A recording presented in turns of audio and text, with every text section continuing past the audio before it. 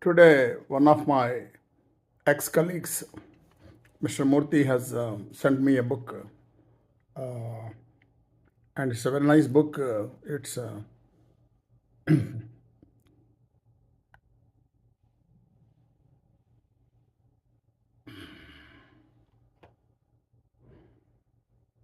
Today one of my ex-colleagues, Murthy, has sent me this book.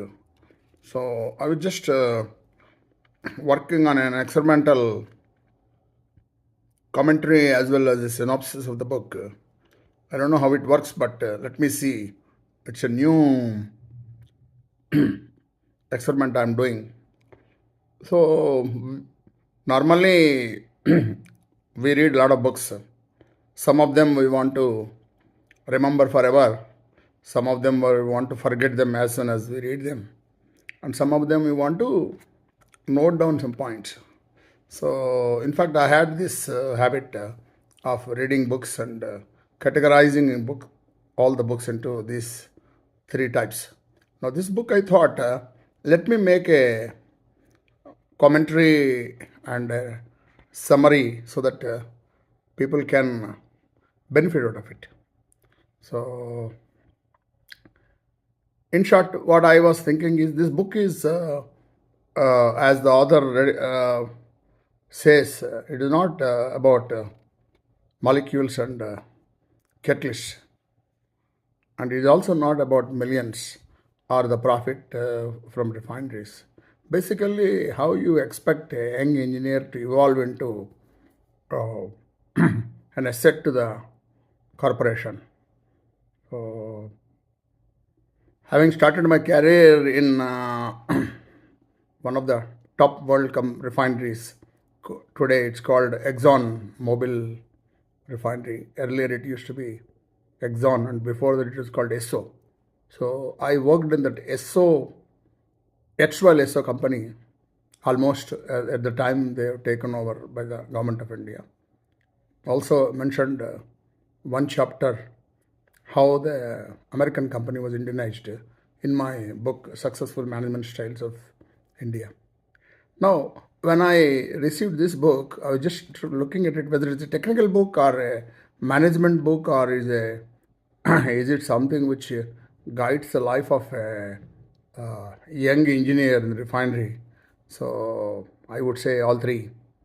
So I can't but congratulate Mr. Murthy, who, though I said he was my ex-colleague, he was one time reporting to me, but the book, after reading it, I felt he has done a lot of great contribution. I wish I had collaborated with him for another of the book which I was all the time dreaming, but I didn't do. It's about how a process engineer should work and how to he should resolve the issues.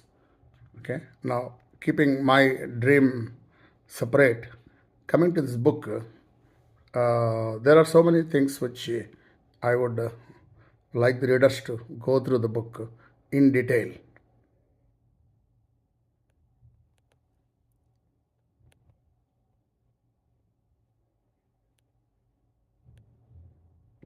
There are so many things which a reader has to learn.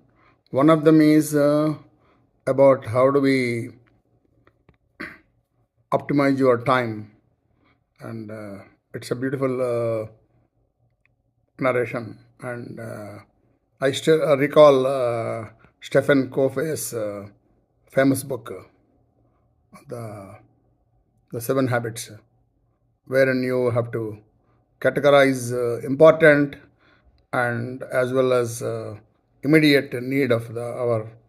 So I see that this is a nice thing to learn. Aspect of it which I liked it is about relations and effective vendor management strategies.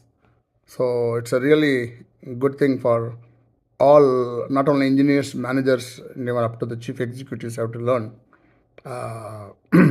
In short, I would say for most of the Indians, it is relations which matter. Through relations, we get the results.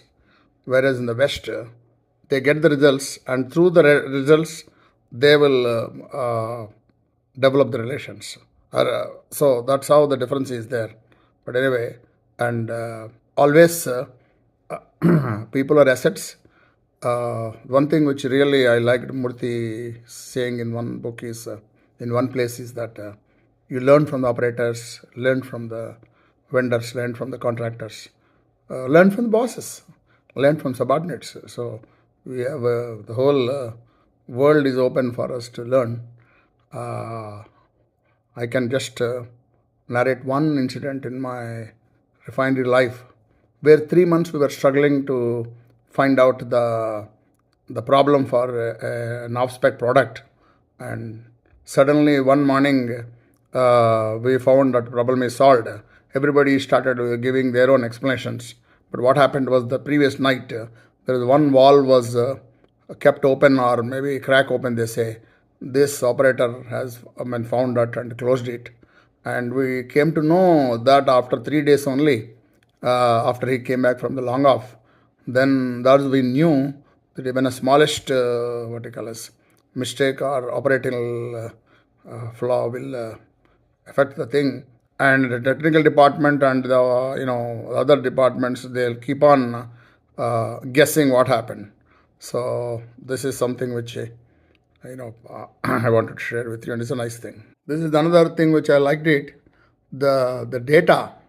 See, based on the data, we try to solve the problems, and most of the times, people assume that the data is right.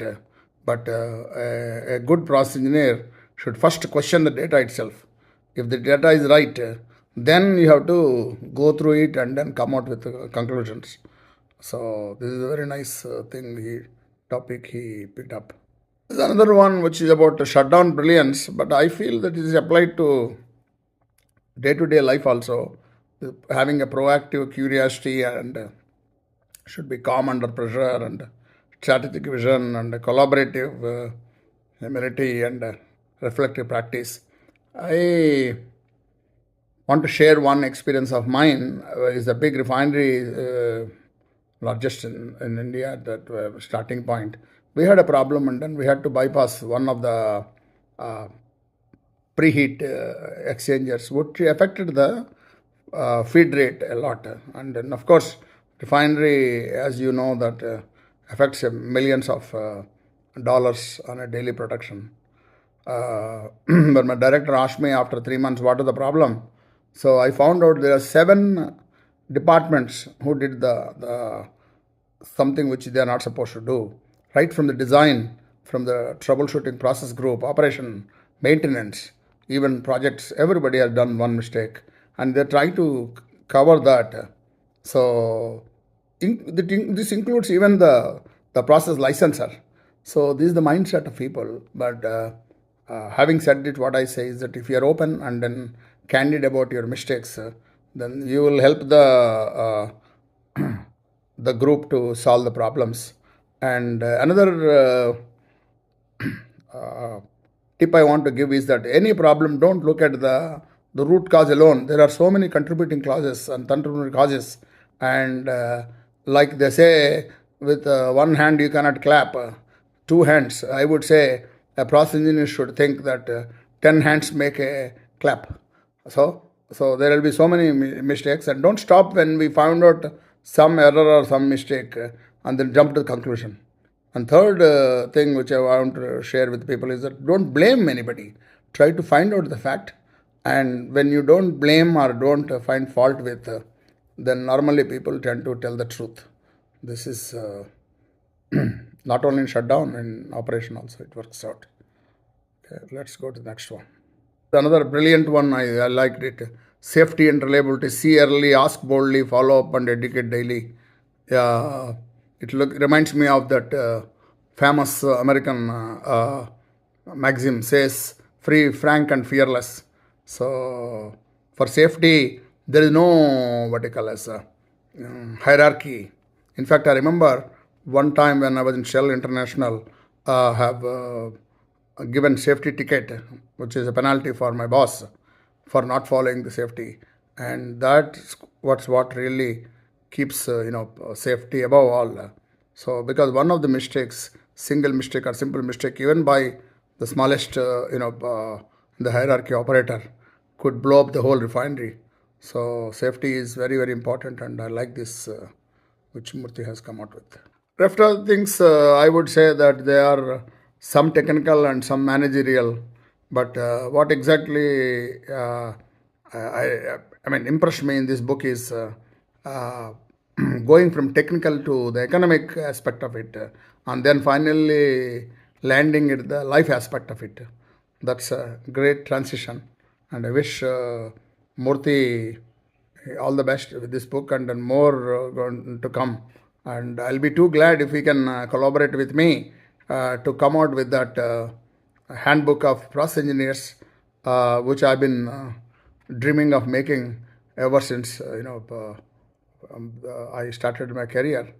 And I'm sure this book will be very very useful to the young and aspirant engineers.